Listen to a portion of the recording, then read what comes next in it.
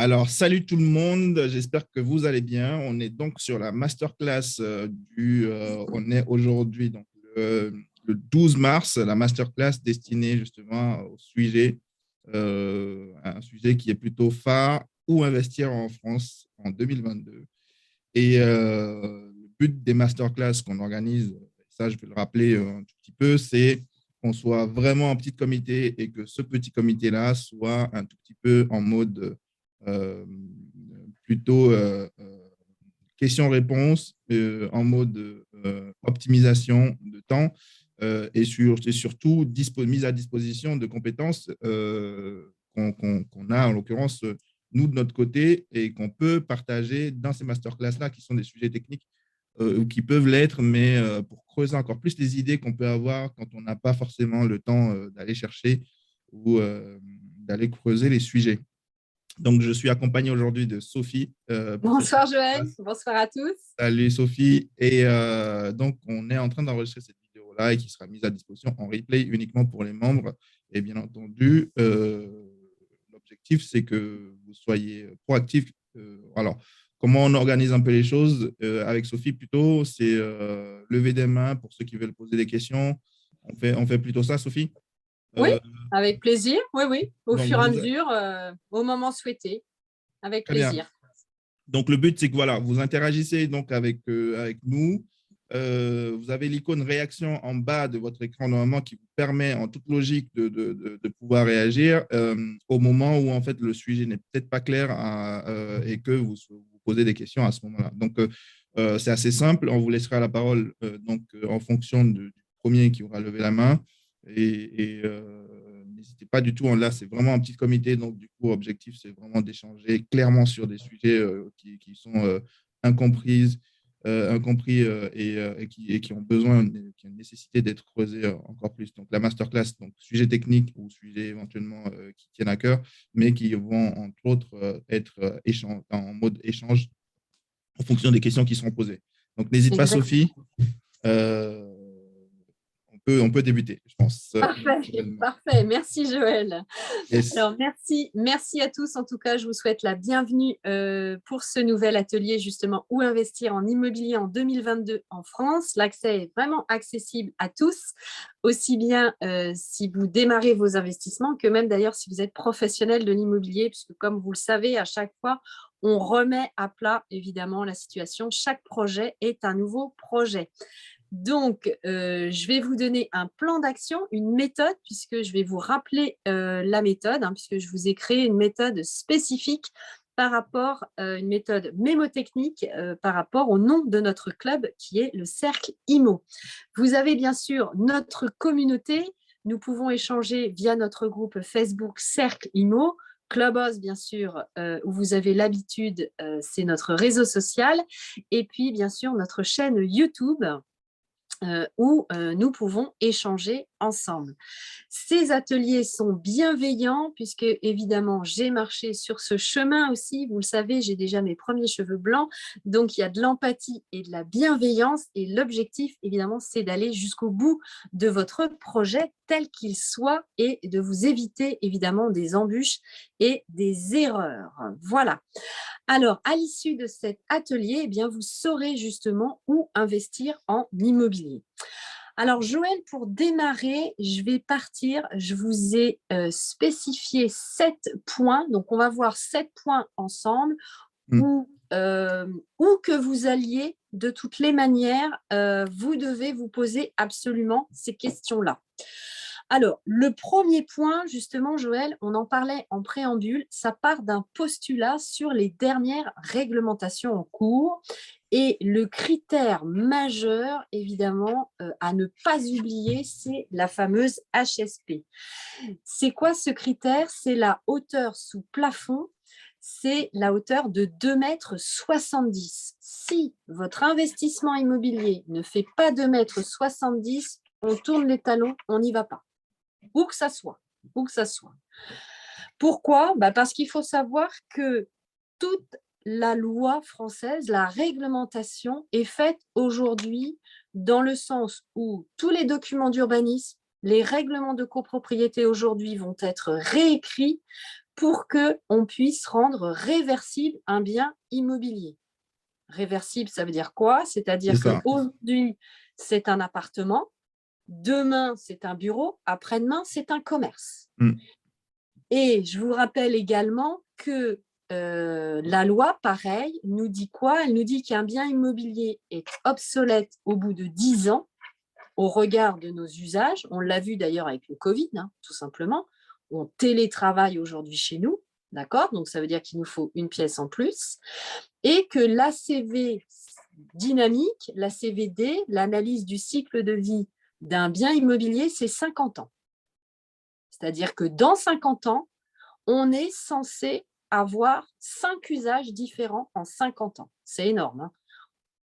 Donc, ça veut dire qu'en tant qu'investisseur, eh bien, on doit pouvoir réfléchir justement comment, dans la durée de notre prêt immobilier, puisqu'on va avoir un crédit de 15 ans, 20 ans, 25 ans, ça veut dire que dans cette durée de crédit, on doit accompagner son locataire ou on va avoir plusieurs locataires différents. Donc, on part déjà de ce postulat à se dire, OK, je veux investir dans un bien immobilier, est-ce que j'ai 2,70 m de hauteur de sous-plafond? 2,70 m de hauteur sous plafond, ça veut dire quoi? Ça signifie aussi que si vous allez devoir transformer en bureau, vous avez 30 cm de sous-plafond, de faux plafond, pour mettre les cheminements des câbles, donc ça veut dire qu'il vous faut 3 mètres. Donc, il faut aussi avoir en mémoire le fait que c'est vraiment 2,70 m de hauteur sous plafond, mais qu'il peut y avoir évidemment les cheminements des câbles, les fameux au moins 30 cm. Donc ça, il faut le prévoir aussi. Donc ça, c'est très important. On part déjà de ce postulat-là. Ça veut dire quoi? Ça veut dire aussi que lorsque vous faites vos visites ou lorsqu'on vous propose des biens immobiliers, la première question à poser, c'est celle-ci. Est-ce que j'ai mes 2,70 m? Je n'ai pas mes 2,70 m, soit j'y vais pas, soit je me dis, est-ce que c'est une dent creuse? Est-ce que je peux surélever mon bâtiment, c'est-à-dire la dent creuse? On a 2 bâtiments mitoyens, celui du milieu et les plus petits. Est-ce que je peux surélever et récupérer au moins mes 2,70 m, c'est-à-dire au moins avoir une hybridation de mon bâtiment? C'est-à-dire si mon bâtiment il a plusieurs étages, je vais avoir mes 2,70 m sur le dernier étage et peut-être pas sur le rez-de-chaussée. D'accord? Mais l'objectif en tant qu'investisseur, c'est bien sûr avoir une réversibilité sur la totalité du bâtiment, puisque la valeur patrimoniale vénale d'un bien immobilier, c'est-à-dire la valeur intrinsèque, sortie complètement de son environnement, c'est-à-dire un immeuble que vous allez acquérir, qui soit à Nantes, qui soit à Rennes, qui soit à Mulhouse, qui soit à Paris, eh bien, est-ce qu'il est réversible sur sa totalité? C'est ça qui va donner de la valeur, en fait, à votre patrimoine. C'est est-ce que je peux faire ce que je veux de mon bâtiment? En gros, c'est ça. Si vous ne pouvez pas faire ça, eh bien, évidemment… Pour partager l'immeuble en dent creuse, effectivement, pour Exactement. donner une image un peu sur le temps, on a 2 immeubles à côté, et effectivement, celui du milieu, Voilà. grâce effectivement à une surélévation, on peut permettre de créer de l'espace. Voilà, le R+2. Sachant que là, Joël, comme tu le montres sur la photo, c'est intéressant d'ailleurs la photo que tu montres. Ta dent creuse, en fait, celle du milieu, c'est de l'industriel. On voit que c'est un atelier, alors que celle à gauche, c'est de l'habitation. Donc, ça signifie que sur, en fait, ta parcelle de terrain, tu vas regarder si dans ton plan local d'urbanisme, et ça, donc, les documents d'urbanisme vont changer, donc c'est pareil, on va anticiper, on sait déjà que ça va changer. Il faut savoir que la rédaction est en cours jusqu'à fin décembre 2024, 1er janvier 2025. Alors évidemment, on sait que ça ne va pas se faire comme ça, mais la loi nous dit qu'il faut que ça se fasse. Donc, toutes les équipes mènent tambour battant, c'est un chantier colossal, la rédaction évidemment d'un plan local d'urbanisme, pour justement permettre cette réversibilité. Donc là, aujourd'hui, on le voit, si vous acquérez cette dent creuse, sachant qu'à côté, par contre, l'immeuble n'est pas très haut, donc il faudrait voir si l'immeuble à droite là, de votre écran, à côté de l'immeuble rouge, est de la même surélévation, c'est-à-dire est-ce que c'est un R+4, est-ce que c'est un 4 étages? Et là, à ce moment-là, eh bien, évidemment, vous pouvez surélever. Et là, ça a tout intérêt, évidemment, d'acquérir le bâtiment central. C'est très recherché, évidemment. Moi, j'ai fait de la recherche, notamment pour un marchand de biens, il y a quelques années maintenant. Il y a une douzaine d'années, je ne recherchais que les dents creuses dans le 15e arrondissement dans Paris. Ça a une très forte valeur puisque justement on peut surélever et très souvent d'ailleurs il faut savoir même dans une copro classique que lorsque vous allez surélever, eh bien de créer cette surface là, ça va vous payer la rénovation totale de votre bâtiment. Donc ça c'est très important parce que dans la création de surface, alors après vous allez revendre bien sûr ce qu'on appelle à la découpe, notamment si vous faites des habitations, eh bien, vous revendez à la découpe et ça va vous payer la totalité de vos travaux. Sachant qu'il va y avoir évidemment cette problématique de 2,70 m, puisque une habitation classique ne fait que 2,50 m. Donc, il faut voir après avec l'architecte. Donc, on va essayer de créer des lofts pour avoir justement une hauteur sous plafond, quitte à créer un étage et demi pour avoir ce qu'on appelle un toit cathédrale. Donc, ça va vous faire un toit en pente, justement, pour mettre une mezzanine, par exemple, et pas forcément récupérer un R+4. Ouais. Comme le hangar que j'ai partagé hier dans ma story, on a c'est un hangar qui fait je ne sais pas combien de mètres de haut, je ne me rappelle plus exactement, mais on pouvait créer une mezzanine et faire des lofts et dont le dernier, en tout cas le côté mezzanine pourra être en mode en pente. On aura un mètre carré un peu plus étalé sur la surface, mais en loi carrée, ce sera en fonction des 2 mètres, en fonction de la toiture, quoi. Exactement. Ça, c'est ce qu'on appelle un toit cathédrale. Donc ça a beaucoup de valeur. C'est très recherché parce que justement, dans ce toit cathédrale, tu vas pouvoir installer une mezzanine et en plus, le preneur ou le locataire va pouvoir évidemment coordonner son habitat comme il souhaite. Et surtout là, avec le Covid, dans la mezzanine, tu vas te créer un bureau, par exemple, pour travailler tranquillement. Voilà. Donc, l'objet, c'est de partir de ces 2,70 m de hauteur sous plafond, de garder bien sûr en mémoire cette obsolescence. Donc, lorsque vous faites des travaux, vous savez déjà que sur la durée de votre crédit, il faut se cadencer aussi pour pouvoir changer plusieurs fois d'usage. Qui dit changement d'usage dit évidemment que ce soit possible dans le règlement de copropriété. Ça signifie aussi que lorsque vous allez vous porter acquéreur d'un appartement, par exemple, soit il va être en dernier étage, soit le pied d'immeuble est un commerce, puisque là, votre règlement de copropriété, il est mixte, il est habitation, commerce. Si tu as que de l'habitation, déjà, ça va être compliqué pour faire comprendre à la copropriété que tu vas mettre un bureau dedans ou que si tu achètes en rez-de-chaussée, tu vas transformer ta façade pour faire du commerce dedans. Donc, il y a quand même une contrainte aussi à choisir, évidemment, un bien immobilier qui va se prêter justement avec cette réversibilité-là. Voilà. Alors, un point aussi, puisque tu me parlais de hangar tout à l'heure et que tu nous montrais cette fameuse dent creuse, il faut savoir que lorsque vous faites de la réhabilitation, de la rénovation, par exemple, là, sur ce fameux hangar que tu nous as montré tout à l'heure, l'objet, bien sûr, c'est de savoir ce qu'il y avait avant. Pourquoi ? Un, pour tous les problèmes de pollution, et deux, par exemple, si c'était une usine spécifique de textile ou un ancien garage, eh bien, le bâtiment a été construit comme tel. Nos anciens, eux, réfléchissaient à un seul usage, par contre. Donc, dans la rénovation, il va falloir aussi étudier avec un architecte spécialisé en rénovation du bâtiment ancien pour, évidemment, se prêter à cette réversibilité et de ne pas créer d'erreurs dans la rénovation. Donc, ça, c'est un point aussi très important à regarder dans la rénovation. On va faire évoluer, évidemment, le produit tout en respectant en fait l'essence même du bâtiment. Donc, premier point, la réglementation environnementale, bien sûr 2020, qui nous donne des contraintes absolument énormes dans la construction neuve, mais qui, évidemment, en parallèle, va imprégner le bâtiment ancien. Pourquoi ? Aujourd'hui, ce que l'on cherche à faire, c'est plus d'électricité, Plus de chauffage, on le voit avec la guerre en Russie, évidemment, hein, on dépend d'une énergie. Donc, dans le travail, pareil, d'un investisseur, ça va être dans la recherche aussi, la localisation. Je vais chercher une région où je vais consommer un maximum, enfin, plus du tout d'énergie, hein, c'est l'inverse, un minimum de chauffage.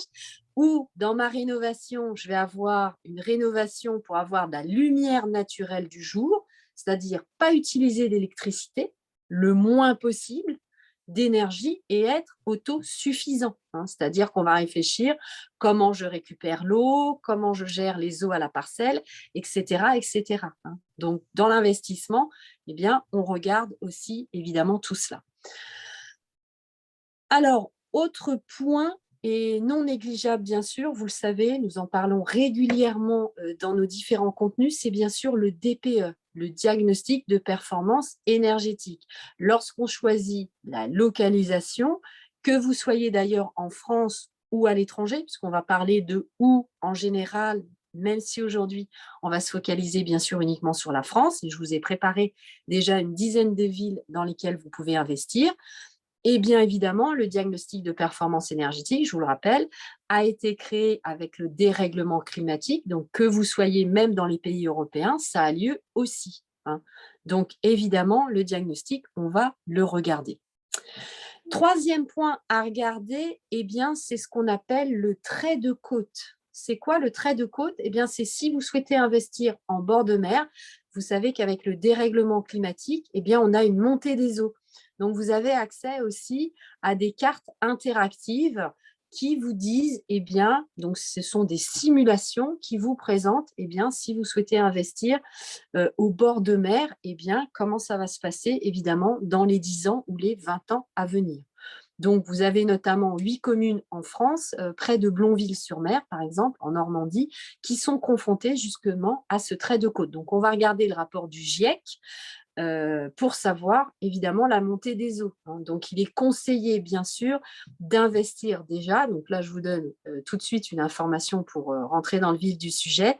Plus dans les terres que, évidemment, au bord de mer. Hein. Surtout si vous investissez, entre guillemets, pour du locatif sur du long terme, puisque un bien immobilier, la moyenne, la détention, le nombre d'années, c'est 7 ans. Hein. Donc voilà, on va regarder aussi le trait de côte. Quatrième point important, alors ça, c'est crucial.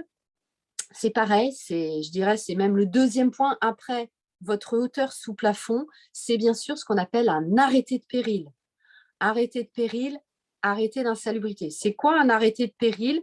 Eh bien, c'est lorsqu'il y a une dégradation très importante sur la structure du bâtiment, hein, sur une fissure, par exemple. Notamment, moi, ça m'est arrivé, hein, un immeuble fissuré, on pouvait quasiment passer la main. Là, ça veut dire qu'il va y avoir un arrêté de péril. Un arrêté de péril, d'ailleurs, peut être déclenché par un propriétaire ou éventuellement par la commune de la ville. Donc, si vous avez un arrêté de péril, hop, hop, hop, on arrête tout, on ne fait strictement rien, on tourne les talons, on s'en va. Ne vous dites pas, moi je suis un super-héros, je vais faire sauter l'arrêté de péril. C'est très compliqué à faire sauter un arrêté de péril. Vous allez devoir reloger les gens dans l'immeuble, vous allez devoir faire les travaux de confortement et donc lever l'arrêté de péril. Donc, il y a quand même d'autres biens immobiliers à aller avant d'aller cela. Comment on fait pour trouver un arrêté de péril? C'est très facile. On tape l'adresse du bien immobilier dès que vous l'avez et vous mettez arrêté de péril. Voilà. Donc ça, c'est d'ordre public. On peut avoir directement la liste. Sur Paris, d'ailleurs, vous avez un site spécial qui est réalisé sur l'arrêté de péril. L'arrêté d'insalubrité, c'est pareil. C'est une tannée. Donc, je ne vous recommande pas du tout d'aller sur un bien en arrêté d'insalubrité. Donc, pareil, vous tapez l'adresse du bien immobilier, arrêté d'insalubrité. Enfin, là dans le principe où on n'est pas des marchands de biens, où on n'est pas aguerri dans le milieu des travaux, c'est assez compliqué de se prononcer sur des sujets plutôt comme ça, même s'il y a des opportunités derrière. Faites-vous accompagner par des experts pour en savoir un peu plus. Ouais. D'autant plus qu'il faut savoir que le vendeur peut être de bonne foi. Quand il vous vend un appartement, il peut ne pas être au courant qu'il y a un arrêté de péril dans l'immeuble. Donc ça, c'est très important parce que parfois, on peut ne pas être au courant. Moi, j'ai visité des immeubles, objectivement, je ne pouvais absolument pas du tout deviner qu'il y avait un arrêté de péril sur cet immeuble-là. Hein. Donc, ça peut être un effondrement d'un escalier, ça peut être une fissure à un endroit d'un immeuble. Quand vous visitez un appartement, vous pouvez ne pas avoir, évidemment, l'entièreté de la visite. Donc, ça, c'est essentiel, évidemment, à chercher.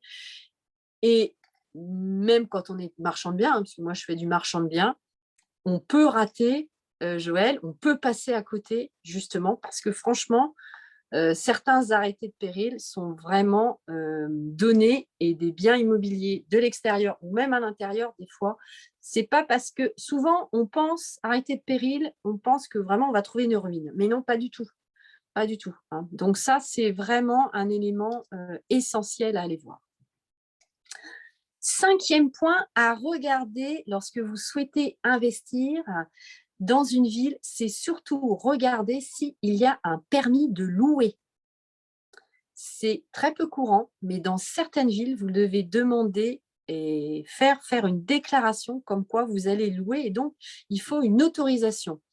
Alors pour cela, vous avez le site Locservice qu'on utilise aussi d'ailleurs, c'est le 6e point que nous allons aborder pour connaître la demande locative. Eh bien, il vous met à disposition un guide à jour du répertoire justement des villes. Alors Diane nous dit comme à Béziers, bah oui, s'il y a un permis de louer, tu as raison Diane, c'est quand même mieux de le savoir hein, parce que évidemment, ça peut être une forte contrainte pour vous de louer. Alors, Locservice, évidemment, Joël, tout à fait, tu as raison, c'est le 6e point, c'est on le connaît pour la demande locative, justement. Alors là, tu recherches Béziers. Là, on est sur… en fait, ça mesure l'importance de la demande face à l'offre et donne Et un le peu budget du des locataire. idées, voilà, des idées sur le budget du locataire. Sachant que c'est une information qui peut être validée par les annonces sur des sites de location aujourd'hui. Exactement, et par un professionnel, par une agence qui va conforter. Aujourd'hui, il faut savoir que tous les professionnels, moi j'ai déjà fait un essai justement, de demander une estimation sur un appartement dans Paris, et ben, c'est arrivé à l'euro près parce qu'il avait utilisé évidemment Locservice. Donc c'est très connu, ce site a été mis en place par un des plus gros gestionnaires en France, donc c'est son expérience, c'est son vécu, ça nous donne quand même évidemment un très bon éclairage sur la demande locative. Donc en effet, si vous souhaitez investir sur Béziers, eh bien justement, vous avez la demande locative.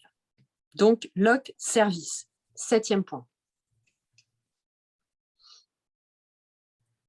Ouais. Alors, j'étais juste en train d'aller sur le site Société.com pour chercher société.com Locservice. et pour savoir justement, pour vous montrer qui est derrière Locservice et surtout quelle est la structure qu'il y a derrière. En fait, on est sur une société qui a été créée par quelqu'un, un certain Richard, qui est dirigeant aujourd'hui, Richard Orbet, création 40 000 euros. Et certainement, on n'a pas d'historique Oui, forcément sur le depuis personnel, mais 24 ans. Non, on voilà, n'a pas d'historique, mais c'est un des plus gros 2017, ADB. Hein.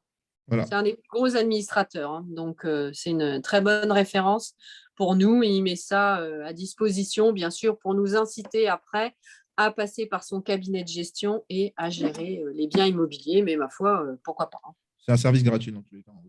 Exactement. Alors, 7e et dernier point, bien sûr, ce qu'on va regarder quand on va regarder où investir en immobilier, c'est la nature du bien, ce que vous allez investir. Est-ce que je souhaite investir dans de l'habitation? Est-ce que je souhaite investir dans du commerce, etc., etc. Et surtout, la nature du bail. La nature du bail. Pourquoi? Parce que, comme vous le savez, dans l'habitation, vous avez des contraintes énormes, énormes, énormes, notamment avec la trêve hivernale. Vous savez, lorsque vous avez un impayé de loyer, bah, c'est très compliqué, hein. Vous commencez à sortir vos petites cuillères percées et à ramer fort. Alors que, évidemment, sur du bail commercial, c'est beaucoup plus facile à gérer puisque vous êtes dans du droit du commerce. Et donc, évidemment, dès qu'il y a un impayé, en théorie, votre locataire, le bail est résilié et donc votre locataire doit sortir, hein. Donc, c'est quand même beaucoup plus facile. Alors, le rappel de la méthode mnémotechnique, Joël, et pour vous, chers auditeurs, donc de Claire, Diane et Kwang, c'est la méthode que je vous ai créée qui vous sert évidemment à chaque fois pour investir en immobilier sur la base du nom de notre cercle. Donc, le C, c'est le coût. Vous allez bien sûr réfléchir sur votre budget. Le E, c'est l'élaboration de votre stratégie. Donc, c'est ce que je vous disais. Est-ce que vous souhaitez investir du parking, de l'habitation ou du commerce, par exemple? Le R, c'est bien sûr connaître les réglementations, les lois et les anticiper, bien sûr. Le C, c'est le choix de votre structure juridique, c'est le comment. Est-ce que j'investis en personne physique? Est-ce que j'investis en société? Est-ce que j'investis seul? Est-ce que j'investis à plusieurs? Et la fiscalité, bien sûr. Le L, c'est le sujet d'aujourd'hui, c'est la localisation, c'est le où. Et le dernier E, c'est enchaîner ou pas et à quel moment j'acquiers mon deuxième bien immobilier. Alors ça, c'était l'introduction. Donc, vous avez 7 principes vraiment à avoir en mémoire à chaque fois que vous souhaitez investir. Alors, le sujet. Le sujet, c'est bien sûr le fameux « où ». Alors, c'est le précepte que l'on entend, que vous avez déjà entendu, c'est l'emplacement, l'emplacement, l'emplacement. C'est la règle d'or, évidemment, en immobilier. Après, j'ai envie de dire d'avoir votre financement, soit d'avoir votre financement via un crédit, puisque dans 9 cas sur 10, vous allez avoir un crédit, mais c'est votre financement de budget si vous souhaitez aussi acquérir en cash, que vous ayez bien pris en compte l'entièreté des frais d'acquisition, des frais de travaux, des frais de changement de serrure, pour éviter la squat et le vol si vous aviez un ancien locataire. Voilà, donc réfléchissez bien sûr posément à cette question, puisque si Diane, par exemple, souhaite investir à Béziers et qu'elle habite Béziers, bah, j'ai envie de dire c'est parfait, puisqu'elle est à côté. Si moi-même ou Joël, nous souhaitons investir sur Béziers alors que nous sommes en région parisienne, eh ben déjà, évidemment, ça va être plus compliqué, hein, parce que nous avons les déplacements à réaliser avec Joël. Donc, dans un premier temps, j'ai envie de vous dire, donc l'atelier va se décomposer de cette manière-là, c'est-à-dire nous allons réfléchir ensemble où investir dans votre environnement proche et ensuite où investir dans un environnement qui n'est pas du tout à côté de chez vous. Et puis le dernier point, mais ça sera certainement l'objet d'un autre atelier, c'est l'investissement à l'étranger. Donc, premier point, c'est évidemment le lieu, c'est-à-dire dans un premier temps, et c'est vrai que c'est quand même mon conseil, c'est d'investir proche de chez vous.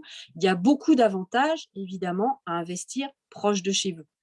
Pourquoi? Bah parce que vous connaissez bien sûr votre environnement, vous connaissez les commerces, vous connaissez les écoles, vous connaissez les points positifs et les points négatifs. Et ça paraît évidemment plus pratique pour gérer aussi votre locataire. C'est plus rationnel, c'est ce que j'appelle évidemment le bon sens paysan. Alors, quel que soit le prix du mètre carré, puisque j'ai envie de vous dire, je suis moi-même de la région parisienne et mes investissements sur Paris, j'ai acheté le prix du mètre carré entre 2 500 €, je répète, entre 2 500 € et 6 660 €. Donc, quand j'entends certains me dire « c'est cher », ben non, puisque 2 500 € sur Paris, bien sûr que non, c'est pas cher. 6 660 €, c'est pas cher. Ça signifie aussi que vous allez mettre en place, évidemment, tout un système de veille, de recherche pour pouvoir investir à des prix défiant toute concurrence, évidemment, quand bien même vous êtes sur un marché dit cher. N'hésitez pas, bien sûr, à poser vos questions si vous avez des questions. Alors, Oui, totalement. Le sujet, c'est ouvert. Hein, vous êtes enfin, n'hésitez pas à poser des questions comme Sophie le rappelle tout à l'heure. Et Sophie, alors justement, j'ai une interaction à faire avec le où investir. Quand on dit proche de chez soi, faut à nuancer quand même, c'est forcément proche de chez soi, mais on est d'accord que c'est quand même dans les zones qu'on peut maîtriser et qu'on peut maîtriser en termes de déplacement, en termes de commodité et qu'on connaît bien entendu. Alors, ça ne veut pas dire à 100 mètres de chez soi, parce que en fait, souvent, nos propos sont la plupart du temps nuancés par des, euh, des, euh, par des personnes, des auditeurs.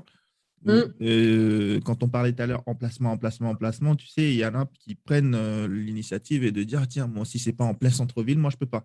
Alors que exactement. le vrai sujet, emplacement, emplacement, emplacement, ça veut simplement dire qu'il faut nuancer la chose et ne pas réfléchir que zone attractive, mais plutôt intérêt. Il faut rapprocher un sujet d'intérêt par rapport à un lieu. Et là, on parle de proche de chez soi. Moi, je suis dans le 77. Proche de chez moi, ça peut être dans le 78. Ça peut être dans Paris. Ça peut être à 50 mètres autour du 77. 50 kilomètres plutôt, je veux dire, autour du 77. Donc, ratisser des zones qui sont, bien entendu, accessibles de façon assez nuancée pour pouvoir faciliter l'adéquation entre la signature éventuellement des actes de démarrage, là, les actes de pré-contrat et les avant-contrats et la signature de l'acte authentique, voire même la gestion plus tard. Exactement, exactement. Alors, c'est ce que j'appelle, moi, la méthode de la spirale. La méthode de la spirale. C'est-à-dire que quand on démarre à chercher, si vous êtes dans un immeuble, eh bien, vous allez démarrer par les étages au-dessus, les étages en dessous. Vous allez démarrer aussi par regarder les ventes aux enchères dans votre quartier, dans votre immeuble. Et on va comme ça agrandir le cercle au fur et à mesure. Voilà, c'est vraiment la méthode de la spirale. Parce que c'est pareil, on ne peut pas être au courant de tout ce qui se vend. Hein. Un bien aux enchères, forcément, vous allez gagner 20 ou 30% du prix. Du coup, Joël, si tu peux trouver un appartement qui est vendu aux enchères là où tu habites, si ça te convient, pourquoi pas. Donc, on va vraiment faire la méthode de la spirale et on élargit le cercle et on s'oblige aussi, j'ai envie de dire, à trouver proche de chez soi, près de chez soi. Parce que vraiment, il n'y a vraiment rien à faire. Alors, Diane, la question, c'est est-ce qu'il y a un nombre d'habitants minimum? Alors, c'est vrai, c'est vrai, c'est dommage, Diane, si ton micro ne fonctionne pas, mais il n'y a pas de souci, tu vois, je vois les commentaires. Il n'y a pas de nombre minimum. J'ai envie de te dire, moi, je vais investir un commerce dans justement une ville, là, très prochainement, où il n'y a que 1000 habitants. Mais par contre, je vais investir dans un commerce en face à un Intermarché, donc dans une zone justement qui est complètement recréée, où il y a une certaine dynamique et donc justement où il y a un flux régulier de personnes et de passages. Hein. Donc, je vais mettre certainement une esthéticienne ou une agence immobilière, donc un commerce de proximité. Hein. Alors, si je peux nuancer, et si je peux donner un exemple et qui est mon cas personnel, moi j'ai acheté mon premier immeuble à Tichy. Et en fait, comment j'ai trouvé Tichy? J'ai trouvé Tichy parce que j'étais intéressé par Compiègne. Et en fait, quand je ratissais un tout petit peu mes recherches, au-delà de Compiègne, tu vois, il y a pas mal de petites villes à côté de Compiègne qui sont super intéressantes, Marny-les-Compiègnes, Choisy-au-Bac, qui sont très très bien, hein, où il y a des immeubles qui sont plutôt intéressants. Et en fait, Tichy est une petite ville. Là, on voit ce que c'est. C'est un petit centre-ville. On traverse même à quelques minutes la petite ville en question. Et grosso modo, à Tichy, il y a 1600 habitants. Et pour vous rassurer sur le principe qu'il n'y a pas forcément. C'est vrai qu'on a très souvent à étudier les données, mais en réalité, il faut aller sur le terrain. Oui. Aussi, en confirmant les données, à Tichy, 1600 habitants, l'immeuble dont je vous parle, qui est le premier que j'ai acheté, il est composé de 5 lots, 4 usages d'habitation et un local commercial. Et en fait, ils sont tous loués et il n'y a pas de vacances locatives. En tout cas, très peu. Depuis maintenant 2 ans et demi, je ne suis même pas allé sur Atishi pour vous dire la vérité. Ouais, bah ça, c'est top. Ça, ce sont vraiment des petites pépites à trouver, quoi. Hum, hum, hum. Ouais, ouais. Diane nous dit, ah oui, mais oui, c'est vrai, parce que là, du coup, clairement, il n'y a pas de concurrence, hein. Il n'y a pas de Ah oui, concurrence sur ce type de ville, hein. En tant qu'investisseur, personne ne connaît. Donc et là, déjà, c'est le boulevard, hein. c'est vraiment que les investisseurs aguerris qui vont y aller parce qu'ils savent que de toute façon, il y a des personnes qui sont là et qui travaillent et qui ont des salaires, même si elles sont au SMIC, et qui peuvent habiter et louer, en fait. Moi, j'ai envie de dire clairement, s'il y a un truc à regarder de façon générale, c'est ah oui, non. Là, aujourd'hui, on ne parle pas de stratégie. Je vois ta question venir. On ne parle pas de Mm. stratégie d'acquisition. On parle de où investir. Effectivement, si l'optique est de dire, OK, je veux vraiment partir sur un principe de rachat, de revente, Revente, ouais. plutôt plus tard, bah, clairement, oui, tu vas accentuer ta recherche en fonction de cette optique, cet objectif-là. Et Là, encore, tu vas vendre de la rentabilité, parce que si tu nous dis que sur tes 4 lots, ton commerce, tu as peu de vacances locatives et que tu n'as oui, pas carrément. d'impayés, Carrément, ouais. bon, tu revends ta rentabilité. Donc là, il n'y a pas de sujet, quoi. Et je peux, alors, on va pas peut-être enregistrer là le contenu, mais je peux vous montrer le premier bien en question. Il me ramène 1 000 € et c'est un immeuble qui tourne, qui est tranquille et c'est 1 000 € net dans ma poche. C'est pas, enfin, Mm. il y a 1 600 habitants. Les gens que j'ai, je sais qu'ils sont que c'est des ouvriers, c'est des artisans, c'est peut-être des agriculteurs, mais ils payent leur loyer naturellement et il n'y a aucun souci sur le principe du lieu, en fait. Exactement. Donc ça, c'est très bien. Ça, c'est parfait. Donc c'est ça, c'est un peu la méthode de la spirale. Tu as utilisé la méthode de la spirale, c'est-à-dire tu as regardé Compiègne Oui, et puis ensuite, tu as élargi, évidemment, ton champ de recherche. c'est ça. Alors, ce qui est important aussi, c'est lorsque vous recherchez, et notamment, c'est l'avantage de rechercher, on va dire, proche de chez soi, bah, c'est que la zone, vous la connaissez aussi, soit si vous êtes locataire, parce que vous connaissez déjà ce que vous payez comme loyer, soit parce que vous êtes propriétaire. Donc, si vous avez acquis votre résidence principale, bah, ça va vous donner déjà une première estimation du prix du marché, hein. Alors, pour faire vos recherches, je vous rappelle bien sûr les 3 sites à connaître pour calculer le prix du mètre carré. Un, c'est bien sûr DVF, demande de valeur foncière data.gouv. 2, c'est impôt.gouv.fr avec votre identifiant fiscal et votre mot de passe. Et troisième site, c'est le prixdesterres.fr, c'est-à-dire que sur le prixdesterres.fr, on va regarder le prix du foncier, donc du terrain, ça nous donne une indication. Et le prix du terrain doit représenter 10% du prix du mètre carré, hein. Le prixdesterres.fr, exactement. C'est le site de la SAFER. Donc, c'est tout nouveau, ce site. Vous avez même d'ailleurs, si vous souhaitez investir dans une maison à la campagne, mais on va rechercher, vous allez dans la commune où vous êtes. Bah là, tu pourrais très bien rechercher Atishi et ça va te donner aussi, Joël, une estimation de ce pourcentage que tu vas rechercher par rapport à ton prix du mètre carré. Donc, ça correspond à 10 ou 15%.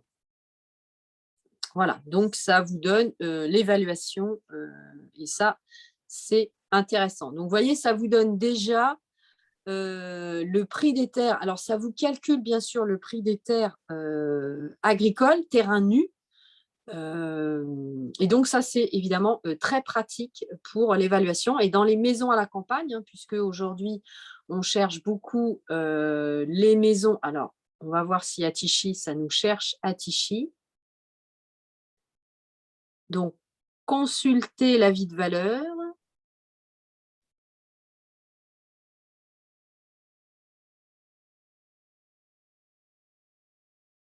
Alors, le temps que ça cherche, je continue. Alors, ce que je vous engage bien sûr à consulter, ça va être bien sûr les documents d'urbanisme, puisque Diane, tu nous parlais justement de savoir le nombre d'habitants, le dynamisme économique en fait. Eh bien ça, tu vas le trouver notamment dans les documents d'urbanisme. Donc ça, c'est gratuit, c'est mis en ligne d'ailleurs gratuitement sur Internet avec ce qu'on appelle par exemple l'OAP. C'est le document d'orientation, d'aménagement et de programmation. Ça va te dire justement ce qui va se passer. Ah oui, je sais que Joël adore le site Géoportail. Donc, vous l'avez bien sûr sur Géoportail. Et le PADD, c'est quoi le PADD? C'est le projet d'aménagement et de développement durable. Donc, tous ces documents, vous les avez gratuitement en ligne que vous pouvez bien sûr télécharger. Alors, vous avez des sites aussi professionnels qui sont moins connus, qui s'appellent bâtir, batir.com, mais ça, pour ça, il faut un abonnement. Donc là, déjà, Géoportail, voilà. Joël, tu as trouvé le projet d'aménagement et de développement durable, donc le fameux PADD. Et donc ça, je vous recommande évidemment de le lire puisque justement, ça va vous donner une indication de ce qui va se passer ou de ce qui ne va pas se passer. Si évidemment, il n'y a pas de développement, bah, vous allez évidemment peut-être éviter d'aller sur ce territoire. Par contre, ces documents sont à consulter également si vous êtes dans votre environnement et si vous investissez proche de chez vous. Vous voyez, par exemple, moi, depuis 50 ans, j'habite au même endroit. Bah, si je devais investir, évidemment, sur ma ville d'origine, qui est Pavillon-sous-Bois, en Seine-Saint-Denis, dans le 93, je m'obligerais à aller également consulter ces documents. Pourquoi? Bah parce que lorsque l'on connaît, on a tendance aussi à baisser la garde. Et donc, c'est là, bien sûr, où vous pouvez vous planter. C'est lorsque vous n'allez pas du tout faire les mêmes recherches que ce que vous pourriez faire. Par exemple, à Tichy, je ne connais pas du tout. Bah, c'est évident que j'irai voir les arrêtés de péril, les arrêtés d'insalubrité, le plan local d'urbanisme, le PADD, etc., etc.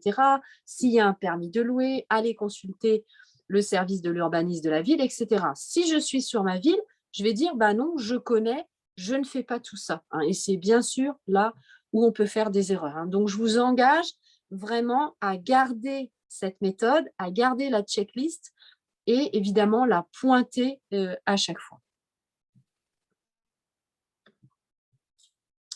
Alors, ce sont des documents, il faut vous méfier de ces documents. Pourquoi? Parce que les plans locaux d'urbanisme, tous ces documents sont réalisés avec un certain temps et souvent il y a des erreurs dans ces documents. Donc ça veut dire que le service de l'urbanisme va gérer différemment évidemment ces documents et a une lecture, une interprétation de ces documents. Donc c'est pas parce qu'il y a écrit quelque chose dans le PLU qu'il faut le croire strictement. Il faut bien sûr vous rapprocher du service de l'urbanisme pour savoir quelle lecture il a, et puis aussi, évidemment, de vous rapprocher d'un architecte qui a l'habitude de travailler avec la commune.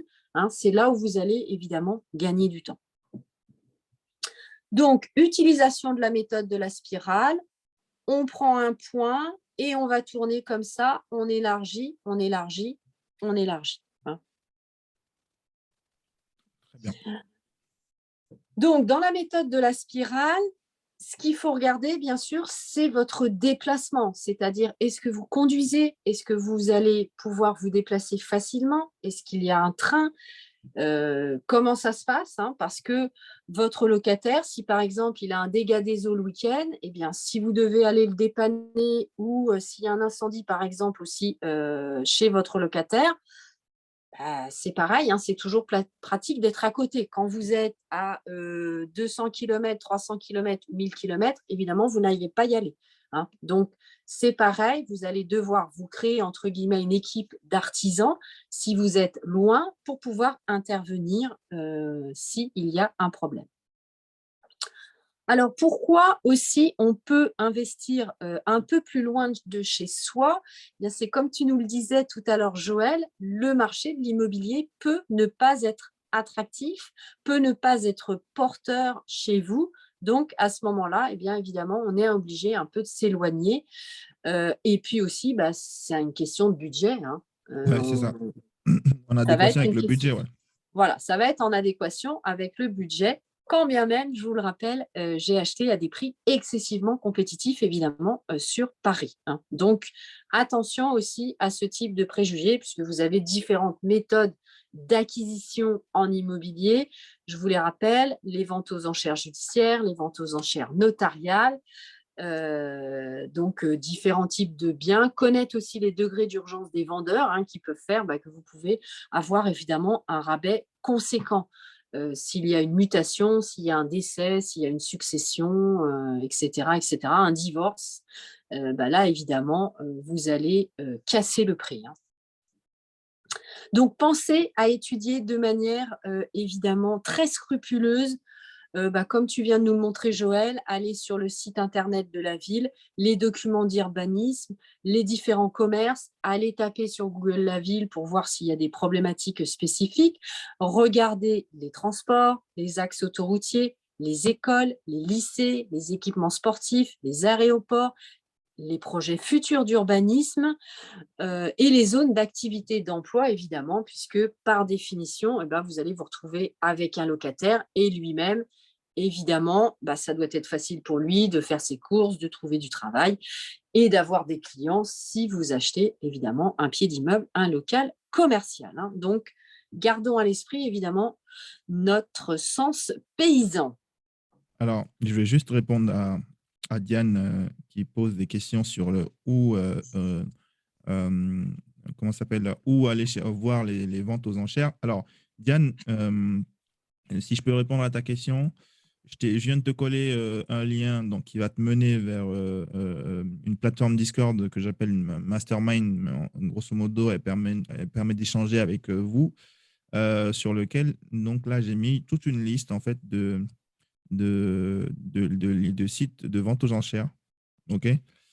Et au-delà de ça, on a réalisé récemment une masterclass sur les ventes aux enchères. Donc, je t'invite à naturellement aller le voir. Elle est aussi sur la plateforme, donc tu pourras aller accéder là-dessus. D'accord? Voilà. Et nous allons préparer également avec Joël un atelier qui va vous préparer justement pour comment rechercher un bien immobilier aux enchères et pour trouver votre bien avant l'accompagnement justement de Maître Kodjovi. C'est ça. Donc, Voilà, donc ça vous fera 2 ateliers, Diane. c'est ça, exactement. Alors, Diane, pour question d'organisation, donc normalement Discord, il faut donc s'y inscrire. Normalement, j'ai demandé à ce que toutes les personnes qui veulent accéder donc à mon mastermind soient vérifiées. Donc, ils vont te demander donc le code, enfin un code, de valider ton numéro de téléphone et ton adresse email. Et à partir de ce moment-là, le lien fonctionnera et te donnera directement accès à tout ce qui est visible donc aujourd'hui en public sur mon mastermind. Donc, du coup, tac, si je reviens donc sur les rôles, je vais te montrer un peu la visu que tu vas avoir. Tu vas avoir ça comme visu. Donc, les nouvelles publications, donc toutes les vidéos qu'on a mis à dispo. Dans l'immobilier, là, tu as astuces de recherche. Donc là, j'ai mis quelques liens avec des mots-clés à regarder quand on va sur des plateformes comme Superimo et autres, en fait. Et recherche, après, voilà, c'est selon ce que vous recherchez, hein. Là, les mots-clés sont plutôt tirés vers immeuble, mais ça peut être très bien appartement et segmenter les choses en fonction on va dire, des connecteurs en langue anglaise, grosso modo. Et après, au niveau de la partie vente aux enchères, alors je ne l'ai pas mis en public, donc je vais la mettre en public, comme ça vous l'aurez aussi directement. Donc là, c'était juste la petite aparté, là, le petit aparté pour expliquer un Super. peu comment on va Merci sur la beaucoup, plateforme. Joël, c'est pratique. OK. C'est très pratique. Et on fera un atelier, d'ailleurs, Joël, puisqu'on en avait parlé, sur la quarantaine d'hyperliens à connaître, hein, puisque moi, c'est une fiche que je vous prépare, dont je vous parle à chaque, évidemment, masterclass le matin, Oui, pour vous créer une petite note avec les 35 liens à connaître, justement, pour investir en immobilier. Donc, on se fera un atelier spécial Diane justement sur tous les liens. Donc, les plus connus des ventes aux enchères, je vous les redonne parce que c'est pareil, on va s'en servir pour s'entraîner notamment, hein, pour justement avoir le tour de main. C'est Licitor, bien sûr, hein, c'est le plus connu, Licitor. Voilà. Alors, lorsque vous investissez en immobilier loin de chez vous, entre guillemets, comme si Joël et moi-même, nous allions investir à Béziers, eh bien, qu'est-ce que nous ferions? Nous irions en week-end, nous irions en vacances pour nous imprégner aussi. Est-ce que la ville dans laquelle vous allez investir vous correspond aussi, hein? Alors, c'est sûr que lorsque vous allez en week-end et en vacances, c'est toujours tout beau, tout rose, évidemment, mais déjà, ça peut vous donner le ressenti, hein. Si vous vivez un week-end, vous allez vous apercevoir évidemment de certains inconvénients, de points positifs ou de points négatifs. Alors, avec le Covid, qu'est-ce qui s'est passé? Il s'est développé aussi ce qu'on appelle des visites virtuelles. Donc, il faut savoir que certaines annonces immobilières vous proposent ces visites. Alors, ça vous donne un plus, évidemment, hein. Donc, n'hésitez pas à déjà sélectionner un bien immobilier en visite virtuelle parce que si vraiment il y a des points rédhibitoires pour vous, bah, vous allez gagner du temps, évidemment, dans la sélection, hein. Lorsque vous allez sur place, bien sûr, pensez à prendre tout ce qui est photo, vidéo, bien sûr, demandez l'autorisation, évidemment, au propriétaire ou à la personne qui vous fait visiter. Alors, on prend souvent des photos, des vidéos du bien immobilier, mais pensez à prendre des photos carrément du quartier, hein. Lorsque vous arrivez, un quart d'heure, une demi-heure avant, bah, n'hésitez pas à marcher dans les rues environnantes et à filmer aussi, parce que quand vous allez enchaîner les visites, évidemment, on n'investit jamais sur le premier bien immobilier qu'on visite. Après, clairement, on ne se souvient plus du tout parfois, hein. On peut visiter 30, 40, 50 biens immobiliers, hein. Donc, évidemment, on n'a pas la mémoire, hein. Donc, pensez à faire évidemment ce travail. Pensez également à prendre des notes, juste un petit cahier en petit format. Alors, moi, je sais, j'ai un certain âge, je suis de cette génération-là, mais j'aime bien noter, prendre des notes, hein, papier, pas forcément qu'avec notre portable. On retient mieux lorsqu'on écrit soi-même ou lorsque on griffonne quelque chose sur un papier. Donc, pensez toujours à avoir un petit cahier avec vous. Alors, je rappelle bien sûr le matériel qu'il faut avoir. C'est un disto, c'est le petit appareil qui va mesurer justement votre fameuse hauteur sous plafond et les mètres carrés, donc la surface. Ça, c'est évidemment indispensable. Un aimant pour savoir là où il y a de l'amiante, d'accord? Petit aimant télescopique. Ça coûte pas très cher. Une bille dans votre poche, pareil, hein, pour savoir évidemment si le sol est plat. Et puis, alors je vous l'avais noté quelque part. Donc le disto, la bille, on va regarder dans matériel. Je vous ai fait la liste du matériel à avoir. Donc, qu'est-ce que j'avais noté? Le matériel, donc le disto, l'humidimètre, bien sûr. Ah oui, un disto, ça ne coûte pas très cher. En effet, ça coûte une vingtaine d'euros. Et surtout, Joël, un humidimètre. L'humidimètre, ça fait comme un petit pistolet, tu sais, comme quand tu prends la température sur le front des enfants, pour savoir justement s'il y a de l'humidité. Parce que des fois, il y a un dégât des eaux et on peut ne pas être au courant. C'est pareil, ça coûte pas très cher non plus, donc ça je vous le recommande. On le plante dans le mur, ces deux connecteurs là qui vont essayer d'aller chercher en Exactement. fait des connexions en électricité en fait dans le mur. On le plante dans le mur et ça mesure en fait le taux d'humidité dans le mur en fait. Et ça, c'est C'est un peu super ça. important puisque vous savez que vous avez de la mérule, c'est-à-dire le champignon, qui se développe évidemment à partir d'un certain taux d'humidité, hein. Et évidemment, on ne devine pas forcément l'humidité. Alors surtout, la mérule, ça se développe quand le bien immobilier a été fermé depuis pas mal de temps. Mais donc voilà, donc ça c'est un appareil évidemment indispensable à avoir. Donc je rappelle, le disto, l'humidimètre, l'aimant, la bille pour voir si le sol est plat, la lampe torche. Votre portable souvent ne suffit pas. Donc soit Joël, tu peux avoir, tu sais, une lampe torche qui se met là sur le front, Mm. qui est pratique, ou la lampe torche, évidemment, que tu as Téléphone. dans ta poche. Et puis, bien sûr, évidemment, votre portable, hein. Donc ça, c'est un matériel évidemment indispensable à avoir sur vous. Ça ne coûte pas très cher, hein. Ça va vous faire un petit budget de 80 ou 100 euros. Mais par contre, dans votre petit sac à dos, dans votre sac, vous devez l'avoir évidemment tout le temps, tout le temps. Alors, juste, alors, ça a l'air d'être, on va dire, comme si on partait un peu à la guerre ou au champ, mais en réalité, alors, dans le principe, vous n'aurez pas toujours des biens qui sont déjà faits, tout préparé et tout. Et donc, c'est pour ça qu'il vaut mieux être, en grosso modo, équipé pour aller faire vos visites. Exactement. Alors, pourquoi? Souvent, des biens où il y a des travaux, on ne le sait pas. Quand on sait qu'il y a des travaux et qu'on veut se lancer, bah, c'est un état d'esprit aussi, hein, parce qu'il faut forcément s'enquérir de cette maturité-là qui permet d'aller dans des domaines où on ne maîtrise pas. Mais on n'a souvent pas l'habitude d'aller visiter des caves, des dessous d'immeubles, des dessous d'appartements. Et souvent, c'est plus des trucs qui sont, grosso modo, on va dire, intéressant à les visiter. Ça montre un tout petit peu l'état de l'immeuble, des fois. Exactement. Donc, il faut vraiment visiter de la cave au grenier et surtout, surtout, alors, comme vous n'êtes pas chez vous, comme on vous fait visiter un bien, respectez, on va dire, le sens de la visite que vous fait le propriétaire ou le professionnel de l'immobilier, mais soyez très attentifs aussi parce que de la manière dont il vous donne le sens, ce n'est pas forcément le bon sens, j'ai envie de dire, hein. Donc, il faut faire attention aussi à visiter toutes les pièces et surtout, tu as raison, Joël, bien sûr, à visiter la cave. Parce que moi, je me suis retrouvée à des immeubles, on m'a dit non, non, non, mais la cave, j'ai pas la clé, Ouais. c'est pas la peine de visiter la cave. Bah, bien sûr que si, parce que du coup, bah, si on vous fait pas visiter la cave, clairement, c'est qu'il y a un problème, hein. Il n'y a aucune raison que la cave ne soit pas visitable, hein. Surtout que ça Donc, peut être source on peut involontairement ne pas le savoir, hein, mais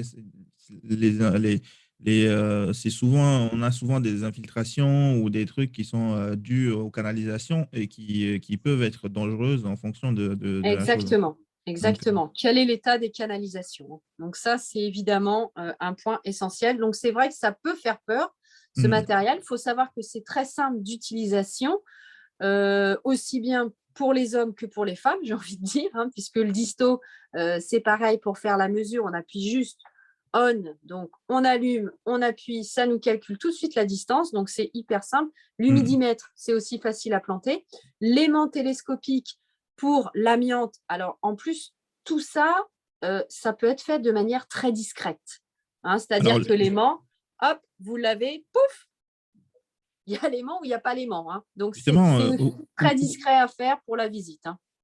alors, justement, avant de revenir justement sur un commentaire là, de ce qu'on est en train de dire, par exemple, bon, contrairement à toi, moi, je prends un Google Sheet que j'ai créé et tout, et je recense un tout petit peu les villes dans lesquelles je vais aller chercher mes recherches, et puis je mets un petit commentaire à côté.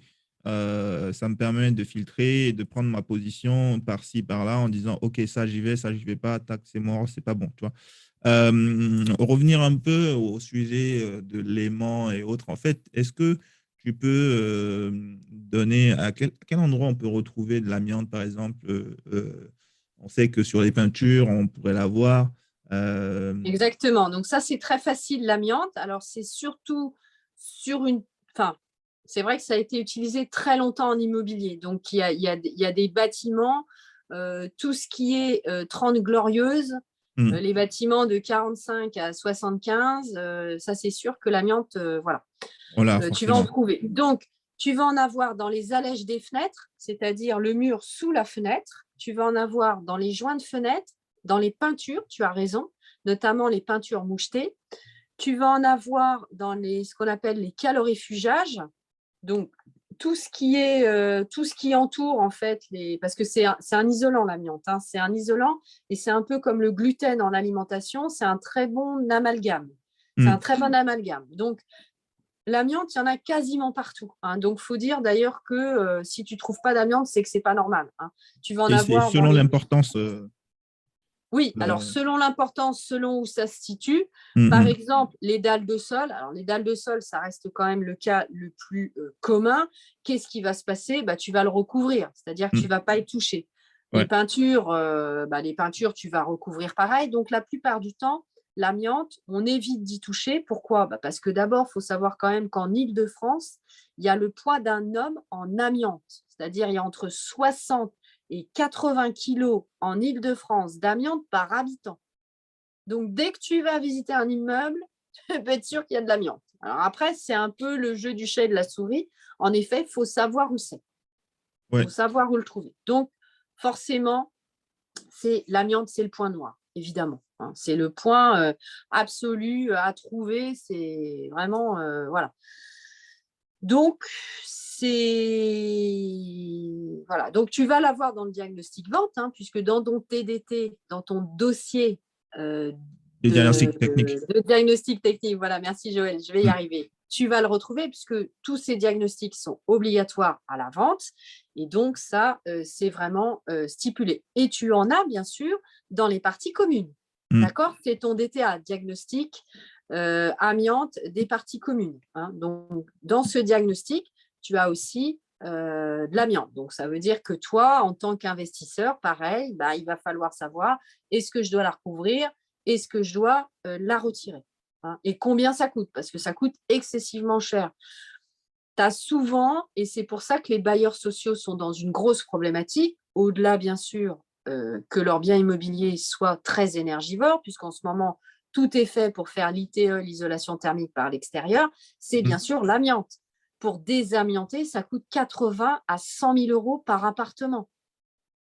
Donc, évidemment, le coût de ton appartement, je ne sais pas c'est quoi le prix du mètre carré à Attichy de ton immeuble, mais si tu avais pour tes 4 appartements 80 000 euros de désamiantage, sans compter que tes locataires, tu vas devoir les reloger, parce que travailler en milieu occupé, à retirer de l'amiante, confinement, les mesures d'empoussièrement, avant travaux, le diagnostic, avant travaux, machin truc, non, mais là, c'est une ruine sans nom. Donc, évidemment, dans le ou, ça fait partie, évidemment, l'amiante fait partie des sujets. Moi, dans mon diagnostic technique, moi, j'en avais, mais essentiellement dans les fenêtres de bois, en bois qui étaient déjà présentes. Donc, dans les joints des fenêtres. Exactement. Donc, du coup, ça, le diagnostic l'avait déjà sorti. Comme il s'agissait que des fenêtres, du coup, et des joints, je m'étais déjà mis en tête que j'allais les remplacer dans tous les cas. D'accord. Du coup, j'ai évalué le coût que ça pourrait me prendre, on va dire, grosso modo, à l'avenir, de pouvoir prendre en charge justement l'ensemble de ces travaux-là de remplacement des fenêtres en bois ainsi que des joints. D'accord, ok. D'accord. Donc, quand on fait un diagnostic, alors ça, c'est ce qu'on appelle le diagnostic avant travaux.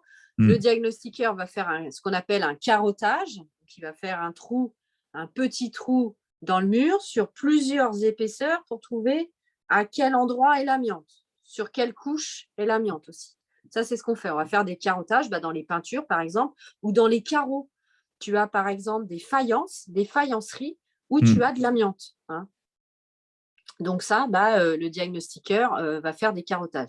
Ce qui signifie aussi que lorsque tu vas faire tes travaux, le diagnostic, tu le remets au diagnostiqueur, puisque le diagnostiqueur, c'est pareil, qui a fait le diagnostic, a fait une cartographie pour situer à quel endroit l'entreprise qui va faire tes travaux va avoir justement l'amiante, pour protéger ses salariés déjà, pour savoir évidemment où c'est, et puis par rapport aussi à la gestion des déchets, puisque tous les déchets amiantés sont recensés. Il y a un bordereau de traitement des déchets de l'amiante, et donc tout ça, c'est réglementé. Mais c'est vrai que c'est un vrai sujet. C'est un vrai sujet, l'amiante. Alors, est-ce que tu veux qu'on fasse un atelier, un exemple de pratique de la méthode en spirale, si tu veux bien. Est-ce que question avant de passer De Diane, oui. J'ai vu que Diane nous posait la question, sommes-nous obligés de retirer l'amiante? Alors, dans l'obligation de retirer l'amiante, non, bien sûr que non. Justement, c'est ce que j'expliquais. Donc, la plupart du temps, on va la recouvrir. Alors, Joël, c'est différent puisque lui a choisi de changer ses fenêtres. Alors, c'est cancérigène, oui, bien sûr. Ça déclenche le cancer de la plèvre, de la peau notamment, qui recouvre les poumons, puisque c'est une fibre qui est très, très fine. Hein. C'est plus petit qu'un cheveu, l'amiante, et donc on ne la voit pas et on peut la respirer. Hein. Donc, évidemment, dans les joints de fenêtre, là, on change carrément la fenêtre. Alors, la méthode de la spirale, tu voulais revoir la méthode de la spirale, Joël, c'est ça? Ouais, dès qu'on aura un peu de fin, enfin vers la fin, montrer juste comment tu procèdes toi dans le cadre de la méthode de la spirale à la fin. On peut le faire maintenant si tu le souhaites. On peut le Allez. faire maintenant si tu le souhaites. Bah, en Après, même je temps, ne sais c'est pas avis du si… public. Hein. Moi, j'ai pas de problématique à rechercher, mais c'est avis vraiment de public. Est-ce que vous êtes intéressé par ça? Parce qu'on est en masterclass, on veut faire de la Exactement, pratique exactement. Oui, aussi. oui, oui, oui, parce qu'après, moi, je vous avais préparé quelques villes voilà, pour la réflexion, C'est ça. mais on peut travailler sur la méthode de la spirale sans souci. On peut donner un exemple, peut-être? Oui. Ah, Alors, Diane allez, me dit oui. Alors, Diane, ok, Diane, allez. on parle peut-être de Béziers ou d'une autre ville, Diane, par exemple? Ah, je suis à Paris. Eh ben, c'est magnifique, Diane. Ça, c'est magnifique. Partons de Paris. Allez, go. On va sur Paris. Allez, va sur Paris. Alors, Paris. Quel arrondissement sur Paris, Diane? C'est très intéressant, ça, Paris. Parce que je vais vous expliquer justement comment j'ai trouvé mon bien immobilier. Déjà, est-ce que ça vous intéresse? Comment j'ai trouvé mon bien immobilier à 2 500 € sur Paris, dans le 9e arrondissement? Yes. Oui, Allez, go. On va sur Paris. Du coup, Paris, vous on va savez que sur Paris. Paris, comme Marseille, comme les grosses villes, ils sont organisés un peu en arrondissement. Arrondissement, Alors, Paris, par définition, tu sais que Joël, Paris, ouais, ça a été créé puisque le premier arrondissement, c'est le centre, c'est exact. justement l'escargot, c'est la spirale. Hein. C'est Donc, ça. Paris, c'est exactement ça. Alors, comment j'ai trouvé mon bien immobilier à 2 500 € sur Paris? Eh bien, je vais vous dire, un peu par hasard, sur Le Bon Coin, je suis dans le 2e, magnifique. Donc, partons déjà du 2e arrondissement sur Paris, qui fait partie, bien sûr, des arrondissements les plus recherchés, parce que par définition, c'est évidemment le centre de Paris, et donc ça fait partie des arrondissements, évidemment, les plus coûteux. Alors, comment fait-on? Déjà, j'ai envie de te dire, Diane, on va démarrer de ton immeuble. On démarre de ton immeuble, c'est-à-dire dans ton immeuble, tu vas déjà… Alors, je ne sais pas si tu es locataire ou propriétaire, puisque ça va changer aussi la méthode de recherche, la méthode de la spirale. Propriétaire, c'est parfait, Diane. C'est parfait, pourquoi? Parce qu'en étant propriétaire, tu as tous les ans… Ah, la rue Saint-Denis, super sujet, ça, la rue Saint-Denis. C'est une des rues les plus longues de Paris, avec sa réputation sulfureuse. Alors, rue Saint-Denis, tu es propriétaire, c'est impeccable. Tu as tous les ans une assemblée générale de copropriétaires. C'est évidemment aussi un point redouté de tous les propriétaires, parce que c'est souvent la foire d'empoigne, l'assemblée générale de copropriétaires, mais parfois ça se passe aussi très bien. Alors, l'objet, bien sûr, c'est de te rapprocher de ton président du conseil syndical, puisque dans chaque copropriété, vous avez un conseil syndical, c'est-à-dire ça peut être 3 ou 4 propriétaires qui se rassemblent justement pour porter vos voix en tant que copropriétaire lors de ces assemblées générales. Donc, Diane, eh bien, tu vas te rapprocher de ce président, ou tu vas toi-même, à la prochaine AG, rentrer dans le conseil syndical. Je te le conseille très fortement. Pourquoi? Parce que tu vas être au courant de toute la vie de l'immeuble. S'il y a des travaux, s'il y a un artisan, s'il y a des fuites, etc., etc. Donc ça, déjà, c'est très, très bien. D'autant plus, eh bien pareil, tu es propriétaire, donc tu connais, c'est la semaine prochaine, c'est parfait. Donc, bloque ton heure, vas-y en présentiel, c'est très important. Je vois que ça te fait rire, mais je te recommande très fortement de te faire élire au conseil au conseil. Comme ça, eh bien, tu seras au courant de tout. Alors, le premier point, c'est qu'en faisant partie de ce conseil, eh bien, tu vas sympathiser bien sûr avec les autres propriétaires, tu vas être la référence. Donc, moi, si je suis propriétaire, évidemment, dans l'immeuble, eh bien, dès que j'ai quelque chose, je vais t'envoyer un mail et on va commencer à créer du lien.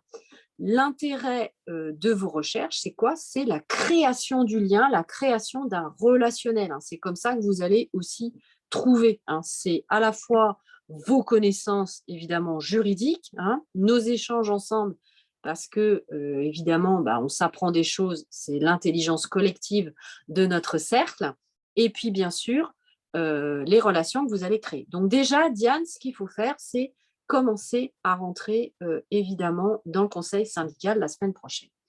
Ensuite, eh bien, tu vas faire savoir que tu souhaites, évidemment, dès qu'il y a un appartement qui est à la vente, eh bien, tu peux être intéressé pour l'acquérir. Donc, tu vas démarrer comme ça. Donc, la méthode de la spirale, c'est on va monter les étages, on descend les étages. Ensuite, qu'est-ce qui se passe? Eh bien, alors là, tu es la rue Saint-Denis. Si tu souhaites investir sur cette rue, eh bien, qu'est-ce que tu vas faire? La méthode de la spirale, tu vas élargir ton cercle. C'est-à-dire que tu vas taper, tu vas faire de la prospection physique, puisque c'est ça ce qui est important aussi, c'est de te créer du lien physiquement. Donc, tu vas avoir le voisin d'à côté dans son immeuble. S'il y a une gardienne ou un gardien, il faut essayer de parler au gardien et à la gardienne, de lui dire, tiens, si y a un appartement à vendre, une chambre de bonne ou quoi que ce soit, eh bien, vous m'appelez en priorité. Tu vas faire l'immeuble d'à côté, tu vas faire l'immeuble d'en face, tu vas faire tous les commerces et quand il y a le marché, eh bien, tu vas parler à tous les commerçants. Tu vas parler à tous les commerçants. Quand tu achètes ton pain, quand tu vas à la pharmacie, etc., etc. C'est ça la méthode de la spirale. On démarre de chez soi et après, on tourne comme ça. Alors, comment moi j'ai trouvé, en fait, c'est une chambre de bonne que j'ai achetée à 2 500 € le mètre carré. Comment je l'ai trouvée? Eh bien, je l'ai trouvée sur Le Bon Coin. Le Bon Coin. Alors ça, c'est un site. Il faut faire attention à ce site, bien sûr, parce qu'il faut savoir que la plupart des propriétaires vendent entre 50 000 et 100 000 € au-dessus du prix. Donc, il n'y aura pas toujours des bonnes affaires à faire sur Le Bon Coin. Mais Le Bon Coin, Se Loger, c'est quand même les deux sites qu'on utilise le plus, pareil, pour démarrer, pour se créer du relationnel.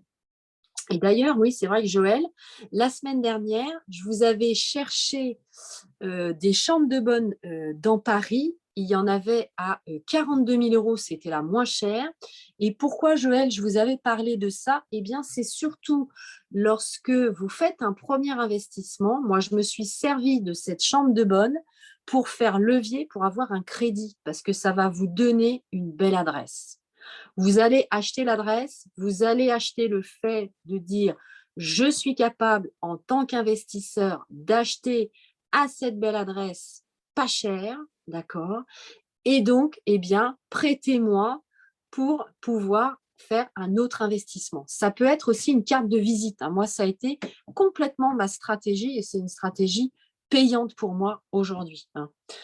Donc, bien sûr, vous le savez, les chambres de bonne ne sont pas du tout louables, puisque la surface minimum, c'est 9 mètres carrés, 2,20 m de hauteur sous plafond et 20 mètres cubes. OK, j'allais vendre pour récupérer de l'apport. Évidemment, ça peut être aussi une stratégie. Alors, Joël, dans ces annonces-là, vous pouvez aussi avoir soit des appartements à partager, à acheter à plusieurs, donc ça, je ne vous le recommande pas, évidemment, soit des viagers. Donc, faites aussi très attention dans les annonces à ne pas acheter, évidemment, des viagers, parce que là, il n'y a aucun intérêt souvent. D'abord, vous avez l'aléa, évidemment, du décès du propriétaire, et puis souvent, vous achetez plus cher. Alors là, Joël, eh bien, à ce moment-là, ce que nous pourrions faire, c'est élargir un petit peu plus parce qu'il n'y en a peut-être pas, en fait, dans le 2e arrondissement. Sinon, on met Paris carrément. Moi, j'en avais trouvé dans le 16e arrondissement la semaine dernière quand j'avais cherché pour vous.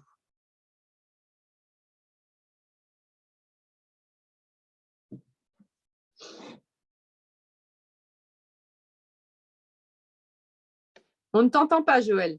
Ah oui, pardon. Voilà, pardon. Ouais, j'avais coupé le micro. Il faut comprendre l'algorithme des champs de recherche. En fait, là, j'ai tapé chambre de bonne. Mais en réalité, je n'aurais pas dû taper chambre de bonne. J'aurais C'est tapé appartement. chambre. Ouais, appartement, par exemple, et se classe facilement Appartement. par catégorie. Donc, ça, il n'y a pas de souci. Le mot-clé que je vais aller rechercher dans l'annonce même, en tout cas Alors de moi, ces annonces-là. ouais, je fais pas comme ça. Je mets juste Paris, Ouais, appartement et le prix, c'est tout. Parce que dès que tu commences à mettre un mot, tu ouais. vas commencer à calculer l'algorithme et en fin de compte, cette chambre de bonne, je l'aurais jamais trouvée, tu vois.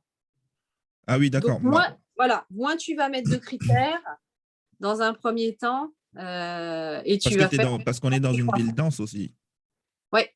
Parce qu'on est dans une ville dense Non, parce mais que même parce que si tu mets appartement et ton prix 50 000 euros, tu peux tomber sur d'autres annonces auxquelles tu n'aurais pas du tout pensé. Exactement, c'est vrai. Totalement. Voilà, donc tu évites, tu vois, de te. Alors là, du coup, il te met la vente et la location, je pense. Tu n'es pas seulement à la vente. Moi, je suis quand même dans la vente immobilière. Donc, Ah je oui, pense ah oui, oui, oui, tu vois, ouais, il y a de la location qui sort. on va aller voir l'annonce, hein, peut-être qu'il y a des trucs Alors, par intéressants. exemple, tu vois, tu en as une à 45 000 euros, 75,03, on est dans le Marais. 35 000 euros, alors celle-ci, elle est vraiment minuscule. Alors, Paris, c'est un bonheur du jour. Hein. Paris, c'est un bonheur du jour parce que c'est vrai que lorsque vous allez. Alors, tiens, tu as une 6 mètres carrés là, à 30 000 euros, Joël, dans le Ouais. 19e, qui est assez exceptionnel, là, en tout cas sur la photo. Ça, bien sûr, évidemment, ce serait à voir. Il donne la... 19e arrondissement, 5e et dernier étage, immeuble 1900, une chambre de service d'une surface de 6 mètres 65. Donc, évidemment, ce n'est pas du tout louable. Droit au WC commun sur le palier. Donc, ils le mettent dans l'article. Par contre, évidemment, elle n'est pas très chère. Donc, s'il y a une belle hauteur sous plafond, ça vous fait une belle adresse sur Paris. Ça fait un billet pas cher puisque tu as 8% de frais de notaire. Donc là, ça, c'est impeccable. Et en plus, ça peut vous servir de pied-à-terre ou de bureau. Elle est parfaite, celle-ci. Elle a un charme fou. Elle est nickel. Donc là, évidemment, celle-ci, elle est à voir. 30 000 euros, là, c'est incroyable. Il y a même une fenêtre qu'on peut ouvrir. Il faut réparer le mur. Elle est top, celle-là. Donc ça, j'ai envie de vous dire, les amis, ça, c'est un bon coup à faire parce que, évidemment, ça peut vous donner un bon ticket d'entrée. C'est une stratégie, hein. C'est vraiment la stratégie que moi, j'ai mis en place. Le loyer, ça serait… Alors, du coup, elle n'est pas louable en habitation. Alors, attention, parce que justement, tiens, c'est un point intéressant. Il faut faire un changement de destination sur cette chambre. Donc, ça signifie que tu vas demander l'autorisation sur Paris. Et sur Paris, tu sais, Diane, il y a une spécificité puisque du coup, si tu transformes de l'habitation en bureau ou en commerce, tu vas payer ce qu'on appelle un taux de commercialité. C'est-à-dire que là, ça fait 6,65 m. Donc, tu paierais, je crois que c'est 7 000 euros pour le 19e arrondissement. C'est entre 7 et 10 000 euros le mètre carré. Donc, 6,65 multiplié par 7 000 euros, ça te coûterait 46 550 euros pour changer l'usage et la destination, évidemment, de cette pièce. Donc, l'objet, Je crois que c'est une enchère. Hein. évidemment, là, c'est plus pour un ticket d'entrée pour faire levier, acheter une belle adresse et acheter, évidemment, pas cher le prix du mètre carré, puisque 30 000 euros divisé par 6,65, ça te fait acquérir à 4 500. Donc, c'est pour le coup d'après, la banque, tu lui dis, bah voilà, moi j'achète à 4 500 euros dans Paris et ça marche très bien. C'est évidemment la stratégie que j'ai appliquée. C'est C'est une un enchère. ticket d'entrée. C'est une enchère, hein, parce que je regardais l'annonce, en fait. Ah, c'est une enchère carrément? Ouais, parce qu'elle est trop bien rédigée par rapport à ce que font habituellement les agents IMO. Donc, on voit bien là pourquoi Ah c'est oui, une Ivo enchère. Notaire, ouais. Ouais, il n'y a pas marqué enchère. Comment j'ai su que c'est une enchère? C'est parce que en fait, on voit les conditions de vente et les biens présentés donc ici. Exactement. Et en fait, tu vois première offre possible, donc à partir de 30. D'accord. Et en Donc fait, là, tous les offres clairement, par multiples. contre, il ne faut pas y aller. Hein. Moi, sur la mienne, ce n'était pas du tout ça. Alors, je l'ai acquise à 10 000 euros. Hein. Il y avait un problème juridique dessus, donc j'ai levé le problème juridique et j'ai pu évidemment acquérir cette chambre de bonne. Donc, j'ai tout rénové quand même. Hein. J'ai fait des travaux de rénovation. Mais du coup, c'est plus un billet d'entrée pour le faire. Là, clairement, une chambre à 6,65 m, c'est une enchère. Évidemment, vous n'allez pas aller là-dessus puisque vous ne pourrez pas la louer. Vous ne pourrez pas la louer et il faudra changer de destination pour que tous les documents juridiques soient corrects. Voilà, donc évidemment, il y a une spécificité. Alors, si tu tapes 9 mètres carrés, oui, déjà, tu vas en avoir moins. Attention, il y a certaines annonces qui parlent de 9 mètres carrés au sol, c'est-à-dire qu'ils ne font pas 9 mètres carrés carrés. Et sur les biens immobiliers sur Paris à 9 mètres carrés, donc c'est-à-dire avec la vraie surface louable, bah là, tu vas être à des prix de 100 120 000 euros. Hein. Donc, aucun intérêt.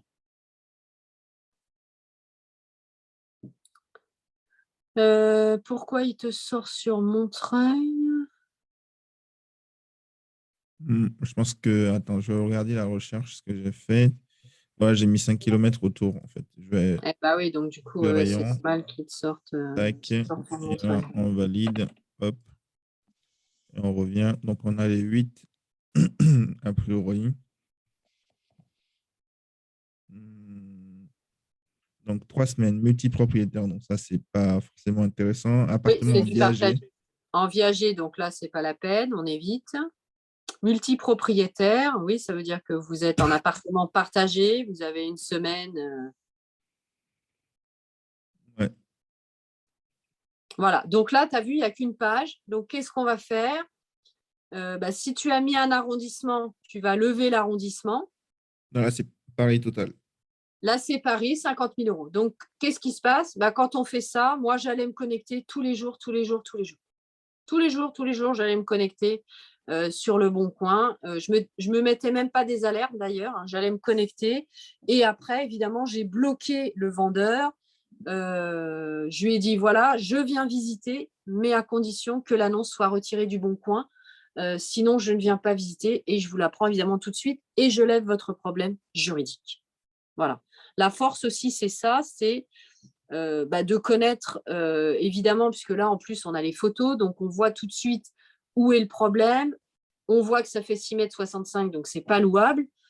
Donc, voilà, tout de suite, d'un coup, en plus, l'idée, c'est que quand on investit, eh bien, on va toujours se mettre sur la même typologie hein, pour, évidemment, garder nos critères en tête. Alors, sur la Studette que tu nous mets, là, 35 000 euros, Joël, Studette à vendre, 9 mètres carrés au sol, donc c'est pas louable. Il n'y a pas d'eau à l'étage. Donc, souvent dans Paris, vous aviez l'eau dans la cour, au rez-de-chaussée, ou l'eau au dernier étage. Hein. Donc là, ça veut dire qu'on ne peut pas en faire grand-chose. Idéal bureau ou boîte aux lettres. Voilà, donc là, on voit que c'est minuscule. Il y a quand même la lumière du jour. C'est propre. Voilà, c'est dans le 11e arrondissement.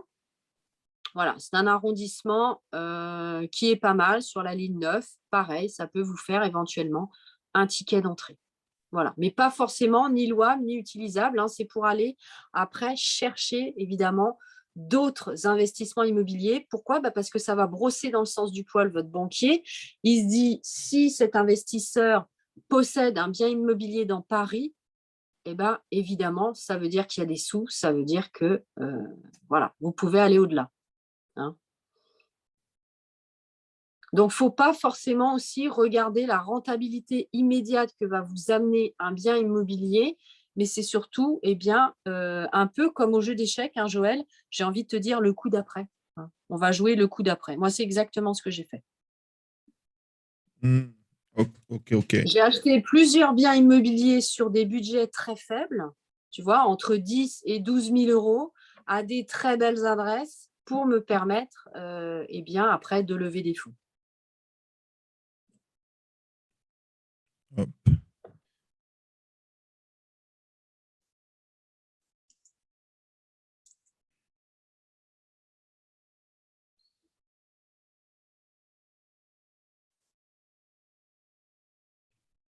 Merci Diane, c'est nous qui te remercions Diane.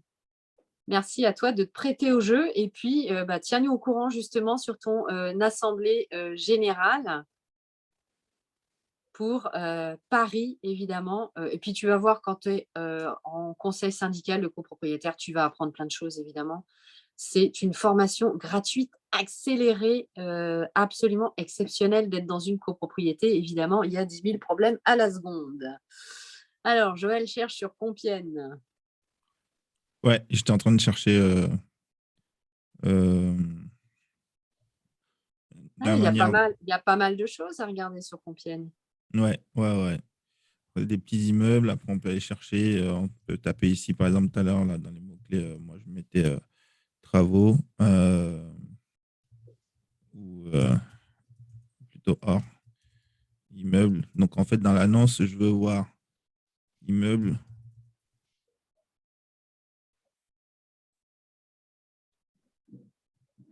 Et là, je switch le type de bien.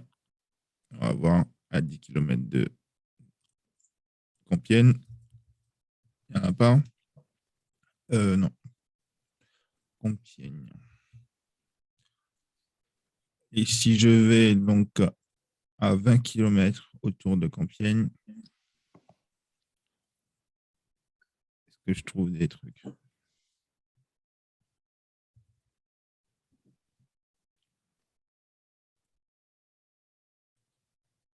Dans les prix, on va bien entendu maximiser.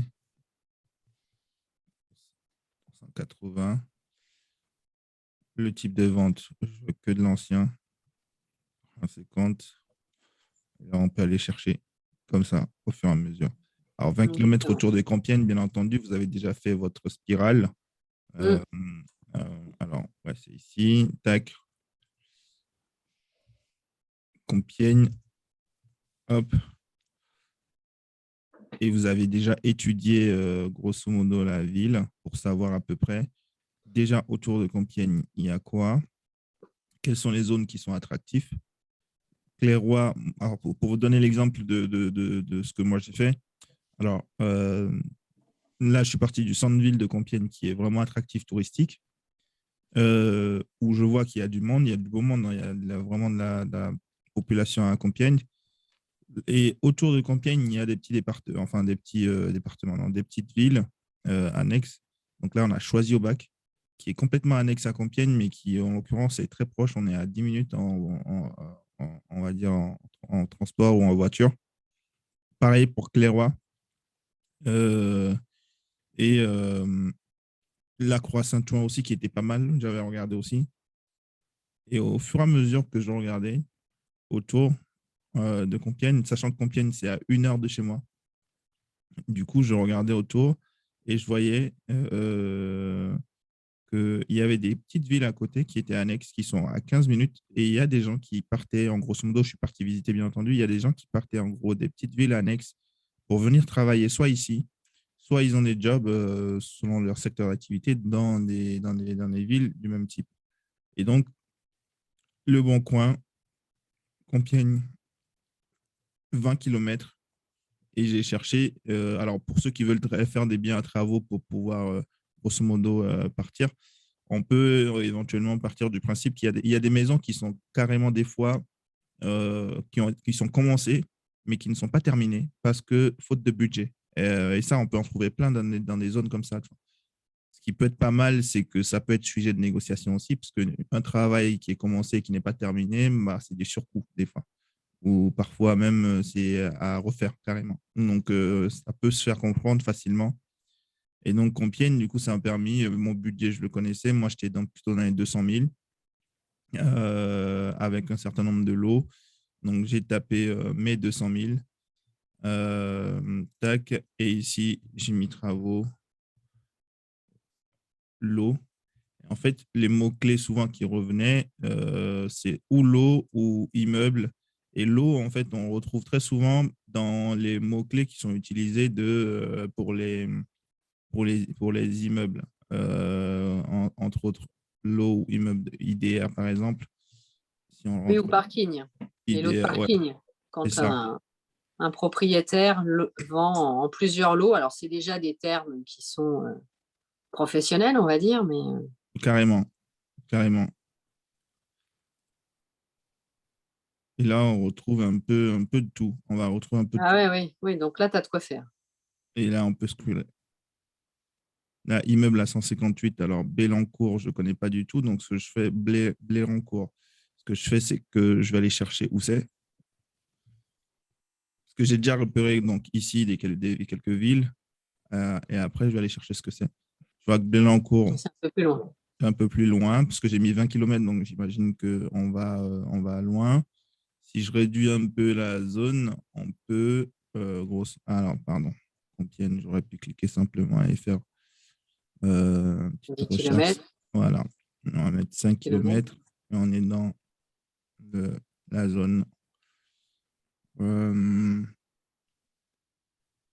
Donc là, c'est une maison, 4 pièces. Voilà, il est agencé, mais voilà, ça peut être intéressant. En fait. Corps de ferme, oui.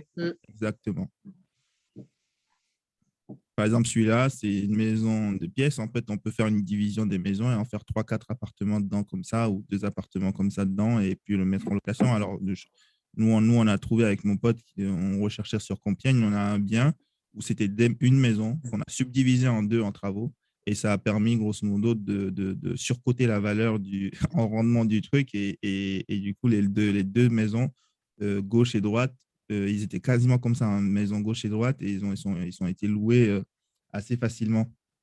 Donc voilà, faut partir du principe que si vous voulez du rendement, soit vous partez sur quelque chose qui est déjà tout fait, et là, ça va être chaud à gérer en termes de rendement, soit vous partez sur quelque chose qui est plutôt, on va dire, à faire, mais donc il faut avoir de l'imagination. Et pour ça, il n'y a pas mieux que les visites.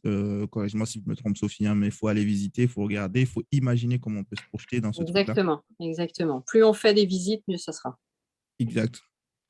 Et en fait, ces genres de recherches-là qu'on vous montre, par exemple, ça reste des trucs qui sont plutôt effectivement théoriques, mais ça donne déjà des petits brins d'informations pour vous permettre de regarder un tout petit peu ce qui est faisable dans les faits. Exactement, c'est un entraînement.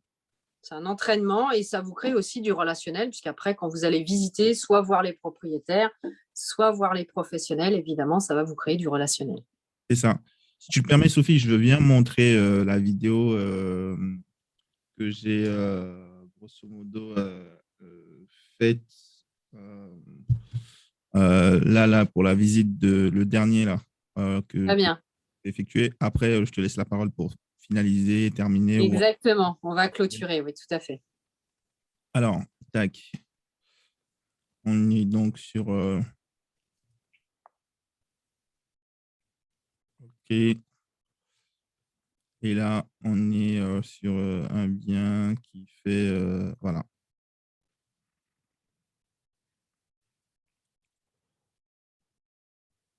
Alors, le porche. Voilà la maison. Donc, la toiture avec Carfel, c'est une maison qui fait 60 mètres carrés. Ça... Alors, en général, c'est un bien, en gros, qui fait… c'est un ensemble de lots, en grosso modo, le bien. Il y a un immeuble de rapport à l'intérieur. Toujours sur la même parcelle, j'ai la petite maison, enfin, c'est un appartement surélevé, enfin, un appartement sur des niveaux, grosso modo, qu'il est en train de vous dire là. Et puis après, il y a le hangar. Alors, je sors du hangar. L'entrée se fait par là, le porche. Voilà la maison. Donc, la toiture a été refaite. C'est une maison qui fait 60 mètres carrés. Ça a été condamné. Il y avait une porte ici. Voilà.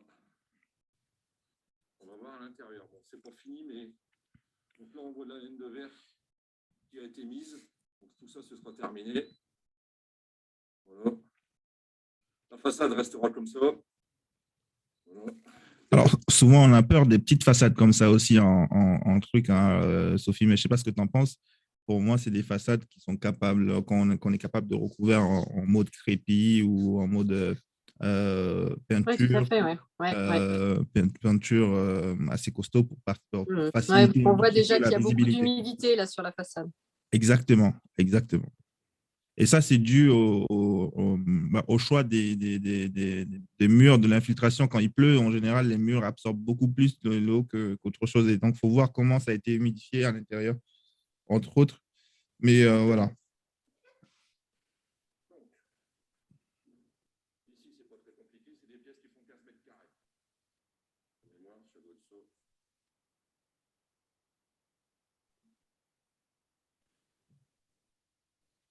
Alors, il est avec son télémètre, hein, bien entendu. 15 mètres carrés. Donc, ici, on a la toile montante, l'isolation est refaite, tableau électrique, Mhm. les radiateurs sont posés, la maison sera entièrement terminée. Je ne sais pas si vous avez vu, mais la hauteur sous plafond est quand même assez intéressante. On ne la voit pas très bien, mais le mec, il est assez grand. Il est plus grand que moi, pour vous dire. Et donc, la hauteur sous plafond, elle est quand même assez intéressante au niveau de cet appartement-là. Et le hangar, c'est dommage que là, ce n'est pas celui-là qu'il est en train de visiter, mais bon. Elle est en train d'être posée, ça tombe bien. Voilà. Hop. Tout ça, ce sera terminé.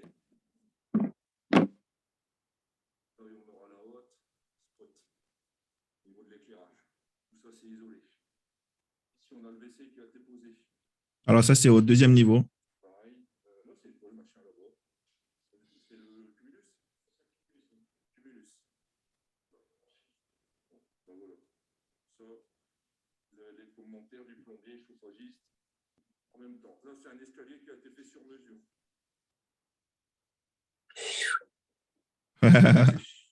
Il est droit. Ouais. Manque la rampe.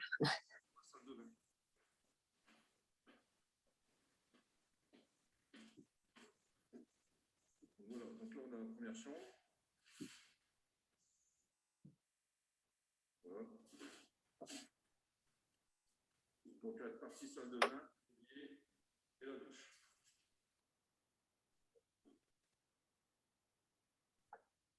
Voilà.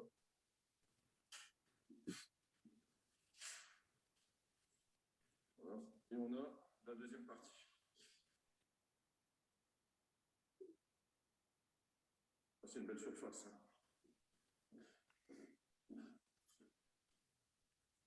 Pareil, les spots ils seront fixés.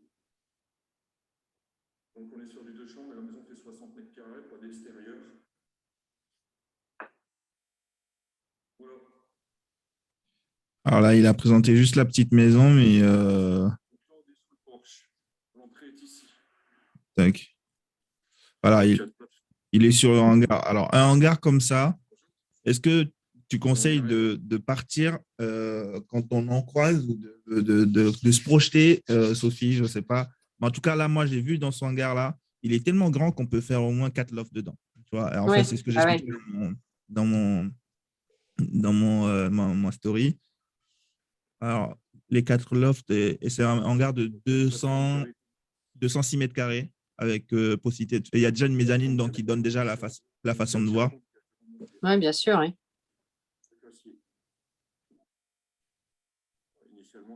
Ouais, parfait. Alors, par contre, ce qu'il faut que tu regardes surtout, c'est la dimension de tes réseaux. Ouais. Pour savoir évidemment si c'est assez dimensionné pour recevoir aussi autant de personnes. Oui, carrément. Carrément. Carrément. Ça, c'est un point à vérifier. C'est vrai que je ne vous en ai pas parlé, mais lorsque vous investissez, évidemment, la première chose à voir, c'est les réseaux. Les eaux usées, la séparation, etc., etc. Ça, c'est un point important. Bah, parfait, c'est un beau projet, ça. Grave. Alors, pour ne pas trop traîner dans l'histoire, ça pourrait donner en fait des possibilités de recherche et faut surtout pas avoir peur de faire des travaux, mais il faut avoir des checkings et il faut se faire accompagner de façon générale. Exactement. Donc, où investir en France? Grosso modo, pour toi, Sophie, ce serait quoi alors du coup? Ah bah sur Paris, puisque moi j'ai prouvé que sur Paris c'était possible. Hein. Donc Ouais. évidemment, où que vous soyez, c'est possible. Et surtout, bien garder à l'esprit aujourd'hui la réversibilité, donc les fameux hauteurs sous plafond, 2,70 m de plafond. Et voilà, donc c'est ça. Mais après, en effet, hein, tout est possible, tout est envisageable. Hein. Alors, Mais en effet, ne pas se mettre des barrières. Et tu disais que tu avais des villes que tu avais sélectionnées là tout à l'heure. Oui, tout à fait. Alors, je vous ai fait une sélection de villes. Hmm. Alors, sur les plus connues, j'ai envie de vous dire, et surtout, j'avais envie de vous parler de ce qu'on appelle des villes TGV. Les villes TGV, ben, c'est les villes qui sont très proches de Paris, où vous pouvez justement accéder par le TGV, puisque c'est la grande tendance actuellement, notamment avec le télétravail. Donc, ça peut être sympa d'investir, par exemple, sur Nantes, d'investir parce que Nantes est assez proche de Paris et vous le savez que certains employeurs obligent leurs salariés à venir très vite s'il y a un souci, notamment. Alors, c'est vrai que le télétravail, maintenant, ça va être plus qu'un jour par semaine, mais c'est l'investissement dans des villes TGV, hein, parce que bah, même pour vous, hein, c'est très pratique. Hein, vous faites Paris-Nantes en 2h30, c'est assez pratique. Donc après, je vous ai choisi aussi les villes de Toulouse, par exemple, Bordeaux, toutes les grandes villes, en fait, Joël, dont on parle beaucoup, avec toujours ce principe que ce soit pratique au niveau des transports pour vous y aller, et puis toujours la méthode de la spirale aussi, hein, c'est-à-dire que hop, on va prendre Bordeaux, on sait que c'est un peu cher, on garde les ventes aux enchères, et puis après, eh bien, on va faire la méthode de la spirale. Hein, exactement. On travaille sur le même principe. Donc, Montpellier, Lyon. Alors, la ville de Lyon, par exemple, a l'avantage, j'en ai parlé déjà dans une dernière masterclass, c'est les canuts à Lyon. Les canuts, c'est les anciens ateliers des tisserands. Pourquoi? Bah, parce que là, c'est réversible. Hein. Donc ça, c'est tout à fait un excellent investissement que vous pouvez faire. Lille, tout ce qui est la région aussi nord de la France. Moi, j'ai Pareil, une le belle, vieux Lille. j'ai Voilà, des le beaux vieux adresses là-bas. Je te laisse finir, mais j'ai de beaux adresses là-bas tout à l'heure. Voilà. Rennes aussi. Rennes est très couru, donc ça commence bien sûr à être un peu cher sur Rennes, mais vous allez avoir la mise en place de la LGV, donc la ligne justement grande vitesse pour la ville de Rennes. Angers, donc c'est les Pays de la Loire, puisque en plus c'est sur l'axe Paris-Nantes. Donc ça, c'est pareil. Strasbourg, le Grand Est. Pourquoi? Bah parce que vous avez notamment, c'est la capitale européenne, Strasbourg. Donc vous avez le Conseil de l'Europe dont dépend la Cour européenne des droits de l'homme, la pharmacopée européenne, le Parlement européen et le médiateur européen. Donc Strasbourg et ses environs sont intéressantes. La ville de Aix-en-Provence, puisque c'est la région PACA, c'est une ville universitaire, une ville thermale, c'est très touristique et c'est à 30 km de la mer. Donc, c'est ce que je vous expliquais tout à l'heure avec le trait de côte. Bah là, sur Aix-en-Provence, vous investissez évidemment à l'intérieur des terres. Donc, vous aurez moins le problème évidemment, de la montée des eaux. Voilà. Donc, je vous avais sélectionné 10 grandes villes, on va dire, et puis toujours après la méthode de la spirale. Yes. Alors, si vous avez des commentaires, n'hésitez pas à démuter votre micro. Moi, je veux juste vous donner les villes de cœur, en grosso modo, que j'ai étudiées. En fait, moi, je suis plus dans le nord, pas dans le sud. Tout à l'heure, je regardais dans le sud, mais à côté de, à côté de Bourges, il y a Vierzon, où on trouve des beaux projets de construction et tout. Enfin, des projets qui sont pas chers et qui donnent des rentabilités aussi intéressantes. Bourges, Vierzon, Le Mans, autour de Le Mans. Et alors, dans le nord, plutôt, là, je vais vous citer, donc, bien entendu, Compiègne. Je vais vous citer Beauvais. Beauvais qui est très accessible à partir de Paris et qui plus est, en plus, a un aéroport assez direct, donc pourquoi pas. J'ai, alors, grosso modo, la ville de Lens, qui est aussi proche de Lille, qui est dans un triangle un tout petit peu alors, entre Lille, Arras et puis Béthune. Et Lens, Ouais. il y a, grosso modo, il y a de quoi faire parce que c'est une ville où il y a de l'université aussi, donc on peut aller chercher soit les travailleurs, soit les universitaires. Euh, Hénin-Beaumont, ça reste une petite ville annexe, mais qui est assez intéressant aussi, hein, qu'il faut aller chercher. Et puis, bah, voilà un peu quelques villes où moi, je suis actuellement en train de challenger des recherches et je trouve des trucs qui sont plutôt sympas. Des pépites. Ok, bah parfait. Merci beaucoup, Joël. Voilà, voilà. Merci beaucoup. Ah, Alors, nous avons un prochain atelier le 16 avril, le samedi 16 avril. Je vous ai préparé évidemment le sujet. Ce sera sur l'arbitrage entre deux projets immobiliers. Donc, si vous souhaitez vous inscrire, évidemment, vous êtes les bienvenus. yes, je vous préparerai le lien et je diffuserai l'information assez rapidement. Exactement. Alors, Il est et question, temps. Oui, juste, voilà, des dernières questions avant de nous quitter. Merci beaucoup, Diane. Merci à Declaire. Merci à nos habitués, Kong. Merci beaucoup, en tout cas. alors, pas de question. Alors, du coup, écoutez, sur ces quelques points, on va clôturer, bien entendu. Et j'espère qu'on vous a apporté en tout cas des éléments de réponse, hein. On n'a pas la science infuse. Il faut rester aux aguets. Il faut bien entendu être informé sur le marché avec toutes les informations qu'on vous donne. Pour ceux qui ne sont pas connectés, je vous invite bien entendu à échanger là-dessus. Je commence à partager de plus en plus des informations. Et puis, le soutien est là. On est là aussi pour vous écouter, pour échanger avec vous sur la suite de ce que vous souhaitez faire comme projet immobilier. Donc, avec plaisir pour donner un peu plus de punch à vos projets. Et voilà un peu ce que je peux vous dire. Et ça fait 2 heures maintenant qu'on échange. On va se donner rendez-vous. Donc, comme d'habitude, hein, sur les rooms du matin et du midi. Exactement. Ouais. Exactement. Et puis, à un prochain atelier. Les ateliers donc, de Sophie et peut-être certainement les miennes que je suis en train de préparer actuellement qui seront purement fiscales et stratégie donc d'investissement Super. mais avec objectif patrimonial ou objectif gros rentabilité. Donc, ça sort du cadre de recherche de biens, c'est plus mise en place et atypique avec la personne physique en question. OK? Parfait. Mais merci beaucoup à tous. Très belle soirée. Portez-vous bien et puis au plaisir d'échanger avec vous, bien sûr, prochainement sur vos projets. Lancez-vous, n'ayez pas peur.